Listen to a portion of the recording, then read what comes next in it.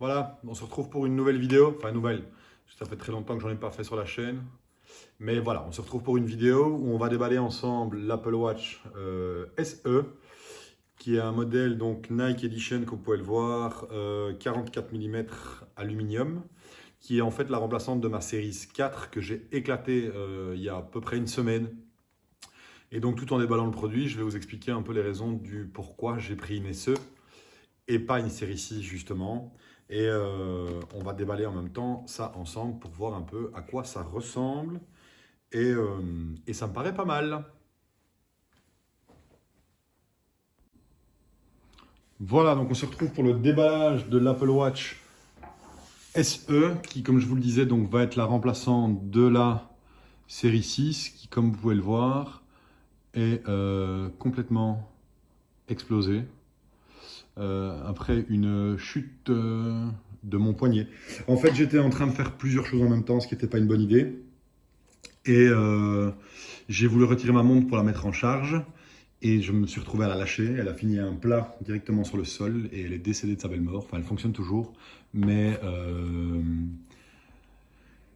l'écran est complètement explosé, donc elle est inutilisable parce qu'il y a des morceaux de verre qui se détachent. Bref, voilà. Donc j'ai hésité longuement à commander une série 6. Et après, en y réfléchissant, je me suis dit que la seule grosse différence entre une série 6 et une série SE, c'est l'Always On.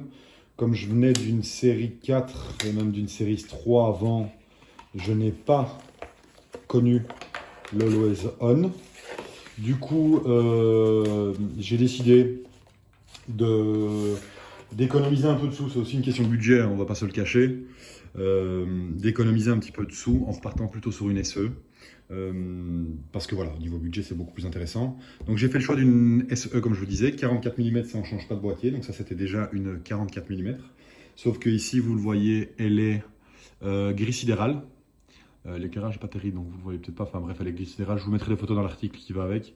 Et ici, je suis reparti sur une aluminium parce que je trouve que c'est beaucoup plus joli.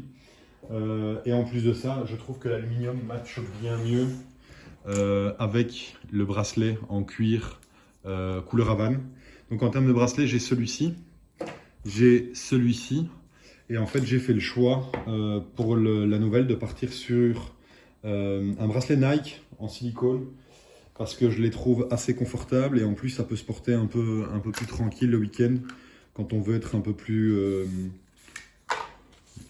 habillé détendu en somme. Enfin voilà, j'aime beaucoup le bracelet Havane, mais il est très classique, très habillé, que le bracelet Nike va plus s'accorder avec une tenue un peu plus sportive qu'on peut avoir le week-end.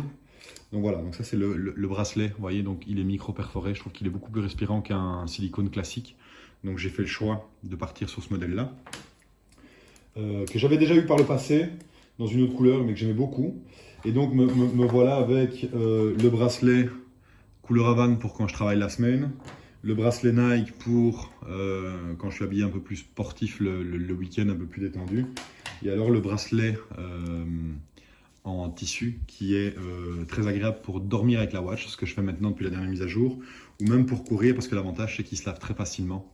Et ou quand je vais à la piscine ou quoi, ben ça c'est quelque chose qui va sécher assez rapidement, donc c'est un peu pratique.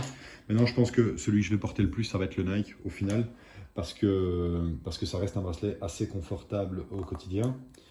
Hop, on va maintenant découvrir ensemble la watch. J'avais préparé un couteau, mais du coup j'avais oublié qu'avec les nouveaux emballages, Apple, il n'y a plus du tout besoin de couteau, en fait, tout se fait assez simplement. Et donc on retrouve dans l'ouverture de la boîte, la montre évidemment, que je vais mettre un peu sur le côté et faire très gaffe parce qu'il n'est pas question d'exploser celle-ci. Et alors le chargeur de la montre qui, je n'ai pas USB-C je pense, j'aimerais bien mais je ne pense pas, on va découvrir ça ensemble. Parce qu'en fait j'ai un chargeur, non voilà c'est un chargeur classique que j'ai déjà en 2 exemplaires, donc du coup je vais le remballer aussi vite et le laisser dans sa boîte parce que j'en ai pas besoin vu que j'en ai déjà 2. Voilà, on va mettre tous les emballages de côté, ça on n'a plus besoin, je vais aller tout ranger dans mon temple des boîtes à produits Apple que je conserve tout le temps, parce que je me sens pour un peu un fou quand je dis ça, mais voilà, quand je veux revendre un produit, je veux le revendre dans l'état dans lequel je l'ai acheté et dans les boîtes avec lesquelles je l'ai acheté. Et du coup, je range toutes mes watts très précieusement, comme ça, quand il y a besoin, je peux retrouver tous ces emballages. Et ça va aller rejoindre la boîte des 2 HomePod mini qui sont arrivés à la maison il n'y a pas longtemps. Et donc voilà, on va découvrir ensemble cette Apple Watch qui est splendide. Donc, vous voyez, donc c'est un 44 mm gris sidéral. Non, aluminium pardon, qui va remplacer une Series 4 gris sidéral. Vous voyez, donc il n'y a vraiment pas de différence entre l'une et l'autre. Et donc je vais allumer ça tout de suite. Mais voilà, comme c'était un déballage, pas un unboxing, je ne vais pas vous montrer la configuration. La suite des explications sur ce que je pense de la SE se trouvera dans un article qui est lié au blog. Et je vous mettrai le lien dans la description pour ceux qui passent par YouTube. Et si pas, si vous êtes sur le blog, il suffit de continuer la lecture de l'article. Et vous aurez la suite de ce que je pense de cette nouvelle Watch SE.